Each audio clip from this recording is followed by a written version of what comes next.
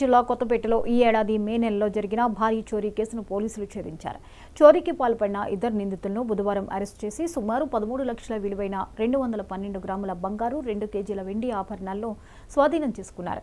Kothapeta police స్టేషన్లో నిన్న ఏర్పాటు చేసిన విలేకరుల సమావేశంలో Ravulapalem rural CI CH Vidyasagar వివరాలు వెల్లడించారు. కేసును ఛేదించిన సిబ్బందిని సీఐ అభినందించారు.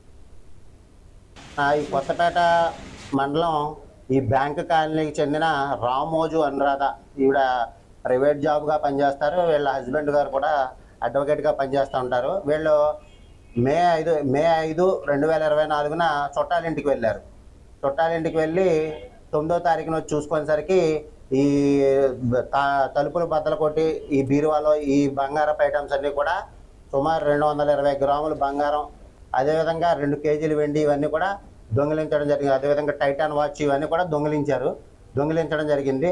దీనిలో భాగంగా అప్పటి నుంచి కూడా ఎంక్వైరీ ఎఫర్ట్స్ పెడుతూ మా క్రైమ్ పార్టీ కానివచ్చు, మా ఎస్ఐ గారు కావచ్చు, మాకు రాబడిన ఇన్ఫర్మేషన్ ప్రకారం వీళ్ళిద్దరిని ఎవరైతే మన ఇద్దరు ఉన్నారో ఒక అతని పేరు, వీళ్ళిద్దరూ కూడా మన వాడపాలానికి సంబంధించిన వాళ్ళు బండారు మణికంఠ అని చెప్పి, వీళ్ళ ఫాదర్ పేరు శ్రీనివాసరావు, 21 సంవత్సరాలు, క్యాస్ట్ కాపు, వాడపాలెం బస్టాండ్ దగ్గర. అదేవిధంగా రెండో అతను చింతపల్లి వెంకటరాజు, తండ్రి పేరు వెంకటేశ్వరరావు, 23 సంవత్సరాలు, క్యాస్ట్ కాపు, సత్యంతల్లి గుడి దగ్గర, బజారు వీధి, వాడపాలెం. వీళ్ళిద్దరూ కలిసి పాత చెడు అలవాటు పడి మన ఈ కొత్తపేట మండలం ఈ బ్యాంక్ కాలనీకి